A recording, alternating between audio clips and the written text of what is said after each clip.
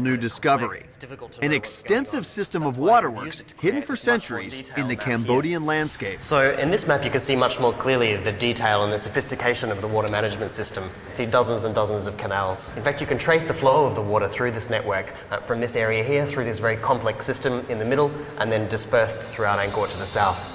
This is great because down on the ground you'd have no idea that any of this exists. Yeah, look, even archaeologists have trouble making sense of this landscape from the ground. What you really need to do is get up in the air and have a look at things from an aerial perspective. Sounds like a great time for a little airborne reconnaissance.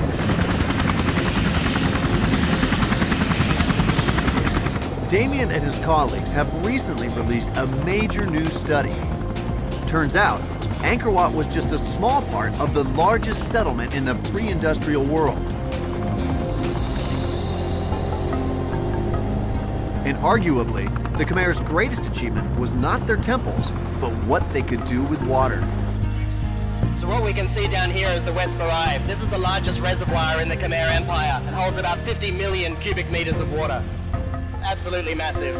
How was this created? Did they dam up a certain part of it, or was this all hand dug? A little bit of both, actually. The downslope side was probably a dam originally, and then they formalized it into making it a huge rectangular reservoir by mounding up earth all along the sides of it. So this was pure hard labor right here? Absolutely. Just like any task on the landscape here, it's completely flat, so anytime you see something like this, it means that they've just poured thousands and thousands of people into remodeling the landscape in that area. I mean, when you think about 16 square kilometers of a reservoir in the 12th century, that's a huge engineering feat. The engineering here is unparalleled. You don't see it really anywhere else in the pre-industrial world on this kind of scale. Turning north, we fly over ancient rice paddies whose boundaries were set 1,000 years ago. What we can see crisscrossing the landscape here is an incredible system of water management that really doesn't exist anywhere else in the ancient world on this kind of scale. Is that what this is right here in front of me? Right. This is actually the main feeder line of water from the headwaters where the rain falls in the Kulen Mountains to the north and transporting it right down into the central temple district. You know, archaeologists have always known about these huge temples. For at least 100, 150 years they've been well studied. What we've been able to do using remote sensing and using this NASA radar imagery is to really come to terms with the scale and the complexity of this water management system. With Damien's help, I now see the landscape is full of clues to the past. It's amazing to consider the skills of these ancient Angkorians. When I first saw the temple of Angkor Wat, I was blown away. But I literally thought that that was all there is. But now I realize, after being up here in the air, that it's part of a greater civilization that goes on and on as far as the eye can see. It truly is very impressive. From the Kulen Mountains to the temples and rice fields below, this intricate scheme of 1,100 square miles of irrigation and reservoirs gave the Khmer year-round harvests. It made it possible to feed a population of up to 1 million people and brought its rulers vast wealth. From this perspective, we can clearly see how they mastered their environment and even catch a glimpse of a temple still shrouded in jungle foliage. And how many people have ever been to this temple, you think? Maybe half a dozen people, I think, would have been to this temple on the ground. And this area is littered with things like this. This is one of several hundred temples like this. So right now we're heading up to the north of Angkor towards the Kulen Mountains, which is the source of the water for the Siem Reap River, which feeds the central temple zone. What you're going to see up here is pretty impressive. Our pilot goes in for a close-up before landing us on top of the mountain.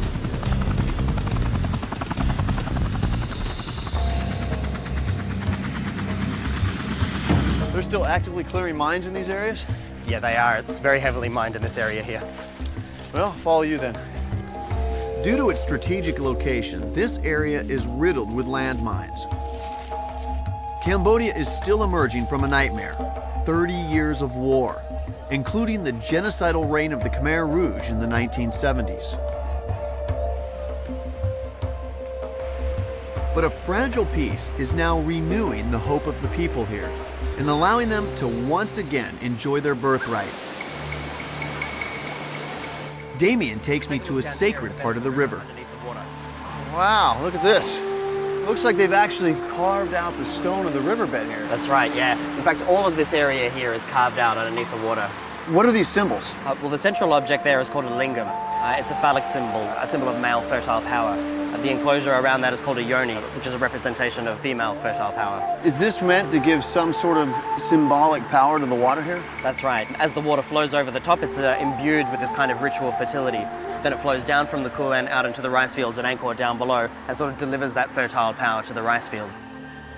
Damien tells me that these symbols would have been carved during the dry season, when the riverbed is exposed. There are hundreds of these carvings engraved here.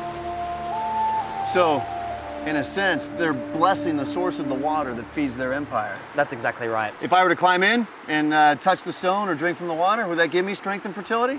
Look, I don't know about that, but I'm pretty sure it would make you very sick, so you'd need all the help that you could get, I reckon. Now that I understand the spiritual importance of the water here, I want to get another look at that spectacular waterfall. These are just the smaller ones up here. It goes down, and like the bigger ones are down there.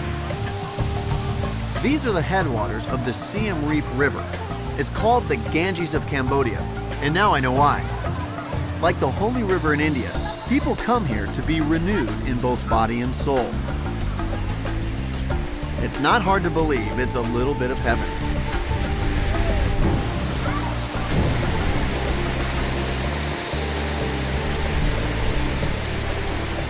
Woo! It is so forceful underneath that waterfall, but you can't appreciate it until you're actually standing right under it. And this is the exact same power that fueled the Khmer Empire. It's absolutely amazing.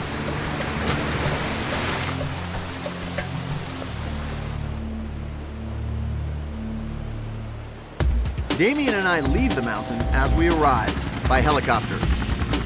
Driving back into town, he explains how water and rice were the keys to the Khmer success. Would they have used the canals for agriculture? Traditionally, people have denied that that's the case, but increasingly what our mapping work and what our excavations are showing is that these canals were very tightly integrated into the rice agriculture system here at Angkor. Well, you would have needed a big army to build an empire that was that huge, and rice would be a cheap way to feed them. That's absolutely right. You know, if you manage water very effectively, you can also create huge surpluses and convert that directly into empire building. For centuries, the Khmer managed their water effectively, allowing them to feed their vast population and consolidate their power. They built a strong and wealthy empire, but their bas-reliefs reveal another clue to their success. It's Cambodia's secret weapon, the lost and lethal martial art, Bokator. That works!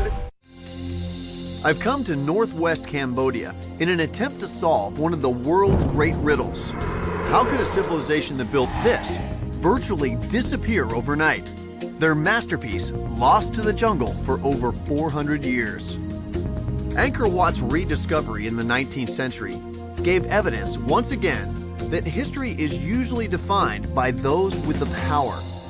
The ancient Khmer inscriptions found on many of these temples proclaim the greatness of the kings who built them, but they tell us very little about the daily lives of the Khmer people. But it was, after all, the ancient Khmer people who built the rice fields, canals, reservoirs, and temples that distinguish this civilization. And it's their features that are reflected in the faces of Cambodians today. To learn more about the Khmer, past and present, I've come to the old market in downtown Siem Reap. We have the fish, vegetables, and meat, all different kinds of fruit. Kin Po Tai is a cultural expert who grew up in this town.